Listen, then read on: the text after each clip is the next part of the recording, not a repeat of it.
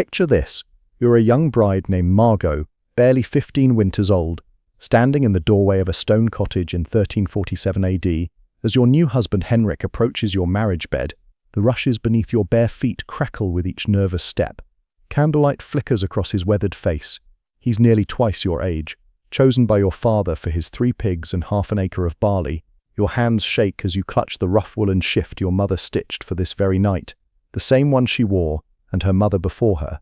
Through the thin walls you can hear his friends outside, drunk on ale, shouting crude encouragements and beating pots with wooden spoons. They won't leave until they hear proof of consummation.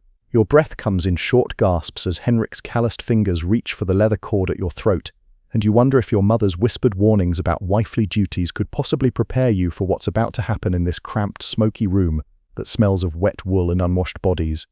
This is not a love story. This is the reality of medieval intimacy, a world where sexual practices were shaped by superstition, religious terror, and survival instincts that would seem utterly foreign to our modern understanding of romance and desire.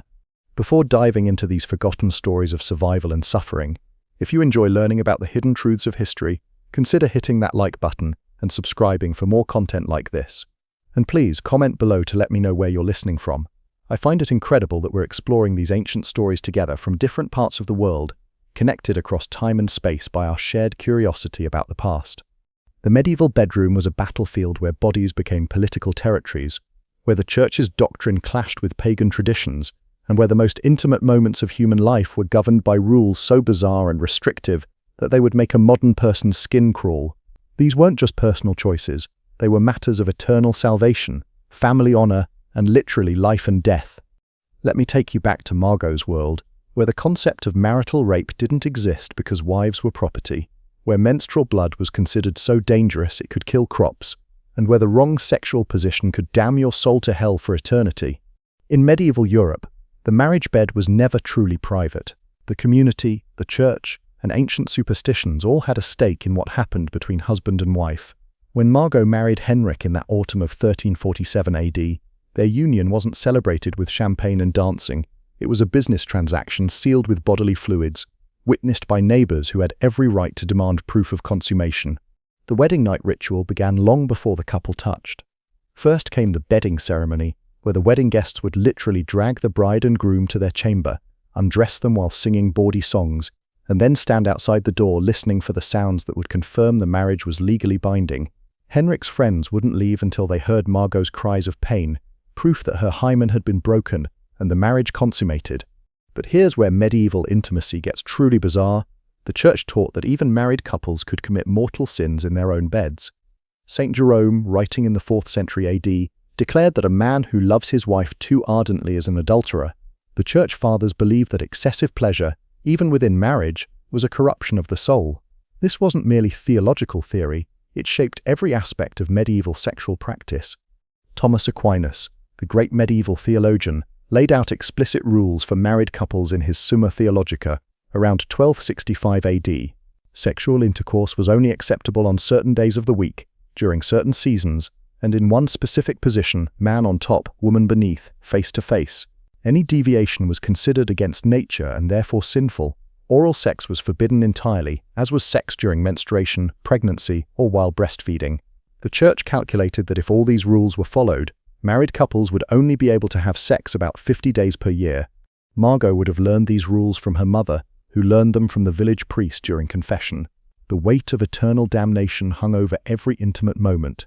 When Henrik reached for her on a forbidden Wednesday during Lent, she faced an impossible choice: submit to her husband's will and risk her soul, or refuse and face his wrath in a world where domestic violence was not only legal but expected.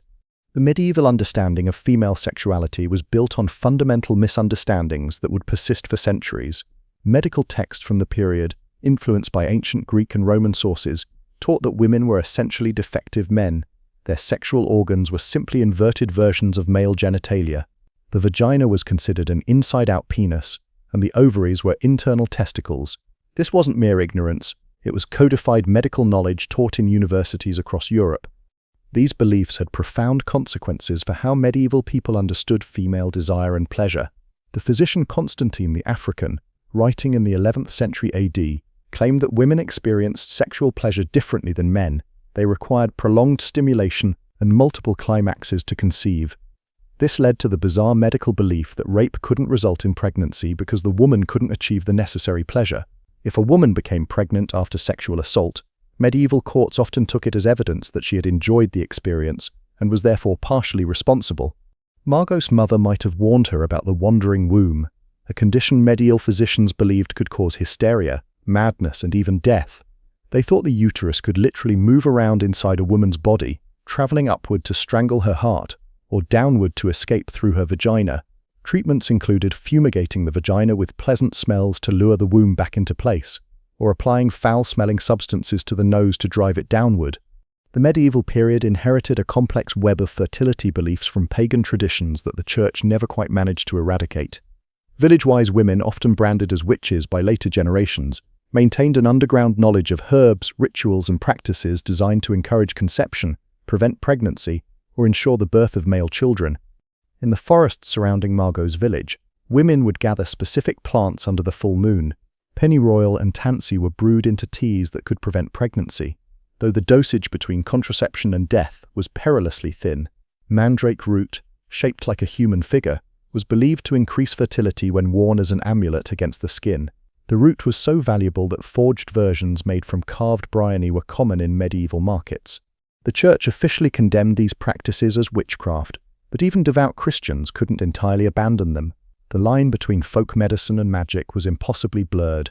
A woman might pray to Saint Margaret for safe childbirth while simultaneously burying a piece of afterbirth under her threshold to ensure future fertility. She might wear a crucifix to church while hiding a piece of amber between her breasts to prevent miscarriage. Medieval contraception was a dangerous blend of superstition, poison, and desperation. Women were taught to jump backwards 7 times after intercourse to prevent conception, or to drink wine mixed with ground-up bees. More dangerous were the potions made from mercury, lead, and other toxic substances that often killed the woman along with any potential pregnancy. The consequences of unwanted pregnancy were severe. In a world without reliable contraception, women faced the constant threat of death in childbirth. Maternal mortality rates were staggering. 1 in 3 women died during or shortly after delivery. For unmarried women, pregnancy often meant social destruction, exile, or death. The practice of infanticide, while officially condemned, was widely understood as a desperate woman's last resort. Medieval marriage negotiations were conducted like military campaigns, with bodies as the primary battlefield. When Margot's father arranged her marriage to Henrik, her virginity was literally her dowry, more valuable than any gold or livestock he could offer. The hymen became a currency of honor, traded between families as proof of their daughter's purity and their own reputation. The wedding night wasn't just about consummation, it was about public verification of the bride's virginity. The bloodied sheets would be displayed to the assembled crowd as proof that the marriage was legitimate. If no blood appeared, the bride could be returned to her family in disgrace, branded as a whore, or even killed for fraud. The pressure on young brides was enormous. Some would secretly prick their fingers or hide chicken blood to fake the evidence their new families demanded. But medieval medicine's understanding of virginity was hopelessly flawed. They believed that the hymen was a solid membrane that completely blocked the vaginal opening, rather than the partial flexible tissue it actually is. They thought that its absence was absolute proof of sexual activity, when in fact it can be torn by horseback riding, heavy lifting, or simply natural variation in anatomy. The church's doctrine of consummation created its own bizarre practices. A marriage wasn't considered legally binding until sexual intercourse had occurred, which meant that proving or disproving consummation became a matter of legal inquiry. Church courts would examine both husband and wife, interviewing them separately about intimate details of their wedding night. They would inspect the woman's body for signs of penetration and question neighbors about what they had heard through the walls. Medieval sexual positions were strictly regulated by church doctrine, but the reality was far more complex. The missionary position wasn't just preferred, it was the only position that wouldn't damn your soul to hell. The church taught that any position that put the woman on top was against nature because it violated the natural order of male dominance. Rear entry was considered bestial, linking human sexuality to animal mating practices. Yet medieval literature hints at a more complex reality. The fabliaux, bawdy comic tales popular in medieval France, describe sexual encounters that would have scandalized the church authorities. These stories, often told by traveling minstrels in taverns and market squares, reveal a shadow world where couples experimented with forbidden practices despite the threat of eternal damnation.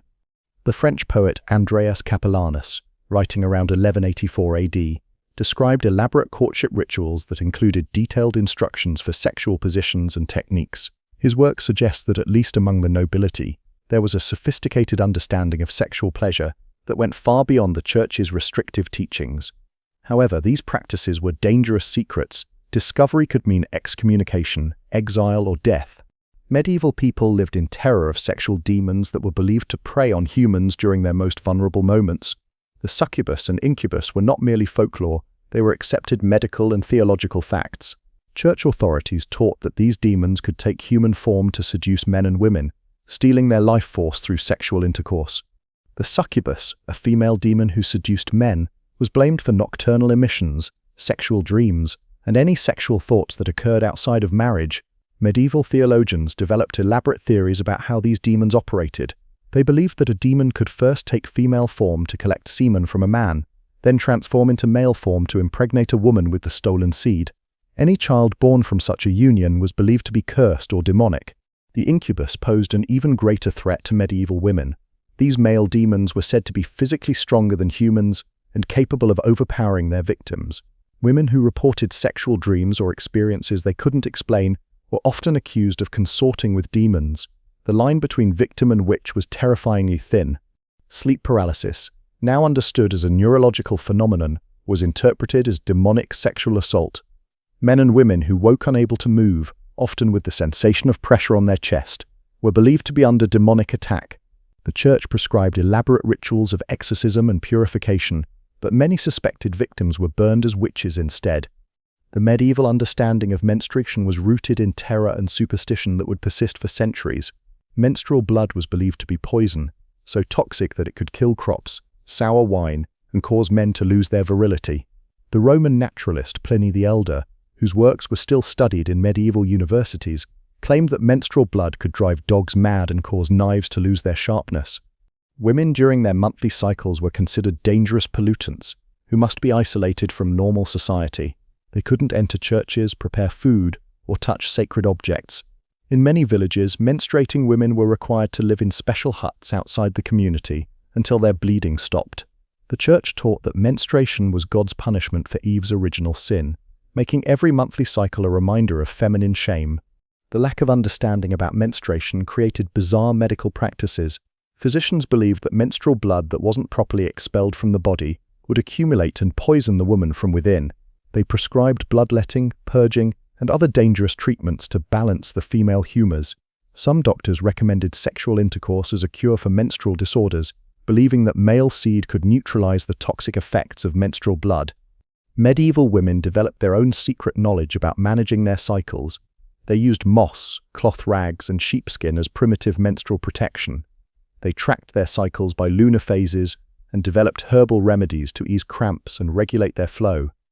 This knowledge was passed down through generations of women, carefully hidden from male physicians and church authorities who might condemn it as witchcraft. The medieval period saw the rise of elaborate theories about sexual compatibility based on astrological signs, bodily humors, and physical characteristics. Medieval physicians believed that sexual pleasure and fertility depended on the proper balance of hot and cold, wet and dry humors in both partners. A hot husband might be incompatible with a cold wife, leading to sexual dysfunction and infertility. Physical examination of potential spouses was common among wealthy families. Physicians would examine the bride's body for signs of her sexual temperament. Wide hips indicated fertility, while narrow hips suggested barrenness. The groom's penis size and shape were analyzed for compatibility with his intended bride. These examinations were conducted with the same clinical detachment used for examining livestock. The church authorities developed their own theories about sexual compatibility based on spiritual rather than physical characteristics. They taught that couples who were too closely related, either by blood or spiritual kinship, would be cursed with sexual dysfunction and monstrous children. The complex rules of consanguinity meant that many medieval marriages were later annulled when previously unknown family connections were discovered. Medieval sexuality was deeply intertwined with concepts of honor, shame, and social standing. A man's sexual prowess was directly linked to his reputation as a warrior and leader. Impotence was not just a personal failing, it was a public humiliation that could destroy a man's standing in his community. The medieval French developed elaborate euphemisms for sexual dysfunction, creating a vocabulary of shame that permeated every aspect of social interaction. For women, sexual reputation was even more fragile. The slightest hint of impropriety could destroy a woman's marriage prospects and her family's honor. Medieval towns were small communities where everyone knew everyone else's business. A woman seen talking to a man who wasn't her husband or relative could be branded as a whore. The standards of female behavior were so restrictive that even married women lived in constant fear of gossip and accusation. The medieval legal system reflected these sexual anxieties in its treatment of rape, adultery, and sexual assault. Rape was defined not as a crime against the woman, but as a crime against the male who owned her, her father, husband, or lord. The punishment for rape varied dramatically depending on the social status of both the victim and the perpetrator. A nobleman who raped a peasant woman might pay a small fine, while a peasant who raped a noble woman would face torture and death. Adultery was punished even more severely, but only for women. A married woman who had sex with any man other than her husband could be killed by her husband with no legal consequences. Medieval law codes specifically granted husbands the right to murder adulterous wives and their lovers if they were caught in the act. Men, however, were generally free to have sex with unmarried women, prostitutes, or their own servants without legal consequences. The medieval period saw the development of elaborate courtship rituals that would influence European culture for centuries. The tradition of courtly love, popularized in the poetry of the troubadours, created a parallel world where sexual desire was elevated to a spiritual quest. These romantic ideals were primarily a literary fantasy enjoyed by the nobility, but they had profound effects on how medieval people understood the relationship between love and sexuality. The courtly love tradition taught that true love could only exist outside of marriage. A knight's devotion to his lady was supposed to remain eternally unfulfilled, existing in a state of constant yearning that purified the soul through suffering. This created a bizarre split between marital sexuality, which was purely functional, and romantic love, which was purely spiritual. The reality of medieval courtship was far more pragmatic. Among the peasantry, young people might have some choice in marriage partners, but economic considerations always took precedence over personal preference. A village girl might favor the blacksmith's son, but if the miller offered better terms to her father, she would find herself married to a man she barely knew. Medieval engagement practices included rituals designed to test the compatibility of potential spouses. In some regions, engaged couples were allowed to sleep together clothed, separated by a wooden board called a bundling board. This practice allowed families to evaluate whether the couple was physically compatible without risking pregnancy or violating church doctrine about premarital sex. The medieval period inherited a complex tradition of sexual magic and fertility rituals from earlier pagan cultures. These practices were driven underground by Christian persecution, but never entirely disappeared. Medieval peasants continued to practice ancient fertility rituals, often disguised as Christian celebrations or incorporated into folk medicine. The celebration of May Day retained strong sexual overtones despite church attempts to suppress it. Young people would spend the night in the forest, ostensibly gathering flowers and branches to decorate the village. In reality, May Day was an opportunity for sexual experimentation and courtship outside the normal restrictions of village life. Many pregnancies were calculated to result from May Day encounters, leading to a surge in February births.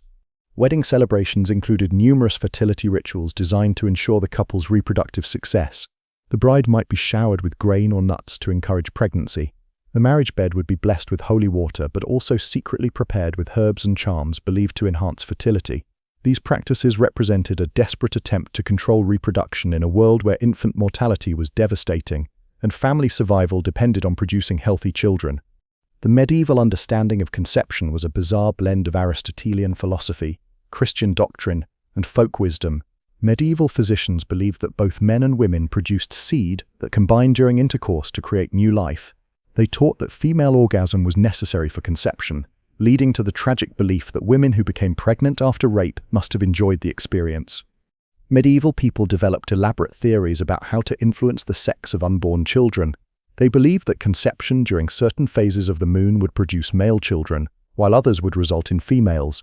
The position of the stars at the moment of conception was thought to influence not only the child's sex, but also its personality and future prospects. The medieval period saw the development of increasingly sophisticated methods of sexual control and surveillance. The church established networks of informants who reported on the private lives of their neighbors. Confession became a tool for gathering intimate details about sexual practices, with priests questioning penitents about their most private moments. The rise of the Inquisition in the 13th century AD brought new levels of sexual persecution. Suspected heretics were tortured into confessing not only their religious beliefs, but also their sexual practices. The interrogation manuals used by inquisitors included detailed questions about sexual positions, frequency of intercourse, and even the physical sensations experienced during sex. Medieval prisons included special punishments for sexual crimes. Women convicted of adultery might be imprisoned in cages so small they couldn't stand upright, fed only bread and water until they died of starvation. Men convicted of rape might be castrated publicly before being hanged. These extreme punishments were designed not just to punish the guilty, but to terrorize the entire community into sexual compliance. The medieval period produced a vast literature of sexual advice and instruction, though most of it was hidden from ordinary people. Medical texts included detailed descriptions of sexual positions and techniques, but these were available only to educated physicians and wealthy patrons. The average medieval person learned about sex through whispered conversations, folk songs, and the bitter experience of trial and error. The Church produced its own sexual literature, but it was primarily concerned with cataloguing sins rather than providing positive guidance. Penitential manuals listed hundreds of sexual practices with their corresponding punishments. These texts reveal a fascination with sexual detail that contradicts the Church's official position on celibacy and purity. Medieval marriage manuals, written for wealthy patrons, provide glimpses into the sexual lives of the nobility. These texts offered advice on everything from wedding night techniques to managing sexual relationships during pregnancy. They reveal a sophisticated understanding of sexual pleasure that was hidden from the general population, but clearly practiced by those who could afford privacy and discretion. The medieval period saw the development of increasingly elaborate methods of sexual punishment and control. The chastity belt, though probably less common than popular culture suggests, represents the extreme measures some medieval people took to control female sexuality. These devices were not just physical restraints, but symbols of the terror that surrounded female sexual autonomy. Medieval brothels were both legal and illegal simultaneously. The Church officially condemned prostitution, but secular authorities often licensed and regulated it. Medieval cities maintained official red light districts where prostitutes worked under government supervision. These women were required to wear distinctive clothing, live in designated areas, and submit to regular medical examinations. The medieval period produced some of the most bizarre sexual customs in European history. The right of first night, or droit du seigneur, allegedly gave feudal lords the right to have sex with their peasants' brides on their wedding night. While historians debate whether this practice actually existed, the mere possibility reveals the complete sexual vulnerability of medieval peasant women. Medieval people believed that sexual practices could influence everything from the weather to the success of military campaigns. Kings and nobles consulted astrologers about the best times for sexual intercourse, believing that the cosmic forces present at conception would influence their children's destiny. Army commanders might order their soldiers to abstain from sex before battle, believing that sexual activity would drain their martial vigor. The medieval period saw the development of increasingly sophisticated methods of sexual surveillance and control. Village communities developed elaborate systems of social pressure, designed to regulate sexual behavior. Young people were rarely allowed to be alone together, and married couples were expected to conduct their intimate lives according to community standards. The medieval understanding of sexual pleasure was deeply influenced by religious teachings about the nature of the soul and the body. The Church taught that sexual pleasure was a trap set by the devil to lead humans away from spiritual contemplation. Even within marriage, excessive enjoyment of sexual intercourse was considered a sin that could damn the soul to hell. Medieval people developed elaborate techniques for managing sexual desire and controlling their bodies. Fasting, cold baths, and physical mortification were used to suppress sexual urges. Young people were taught to avoid situations that might lead to sexual arousal, including certain foods, music, and forms of entertainment. The medieval period produced a vast underground culture of sexual transgression and rebellion. Despite the Church's attempts to control human sexuality, medieval people found ways to express their desires and pursue pleasure. This shadow world of sexual rebellion existed alongside the official culture of repression and control. Medieval sexuality was shaped by practical considerations that modern people rarely consider. The lack of privacy in medieval homes meant that sexual intercourse often occurred in spaces shared with children, servants, and extended family members. The sounds and smells of sexual activity were part of daily life in ways that would shock modern sensibilities. The medieval period saw the development of increasingly complex relationships between sexuality and social class. The sexual privileges of the nobility were part of their broader pattern of social domination. Lords and ladies had access to private chambers, exotic foods, and leisure time that allowed them to explore sexual pleasure in ways that were impossible for peasants. Medieval marriage was ultimately about survival rather than love or sexual satisfaction. In a world where life expectancy was short and infant mortality was high, the primary purpose of marriage was to produce children who could carry on the family name and work the land. Sexual pleasure was a secondary consideration at best, and often seen as a dangerous distraction from more important concerns.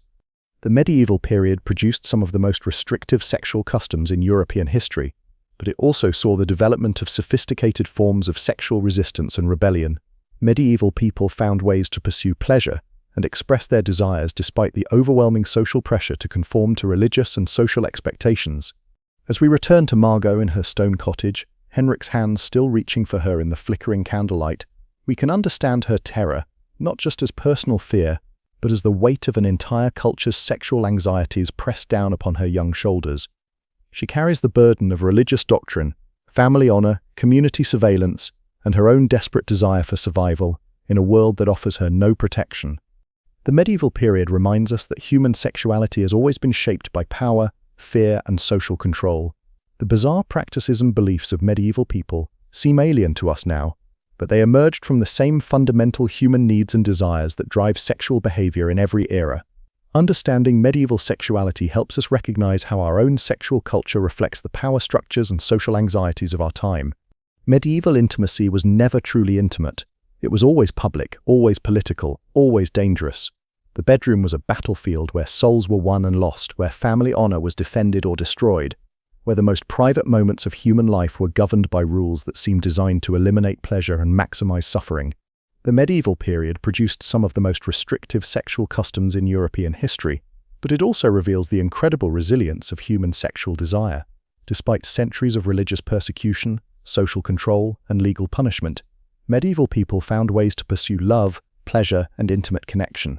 Their stories remind us that sexuality is one of the most fundamental aspects of human experience, too powerful to be completely controlled by any system of authority.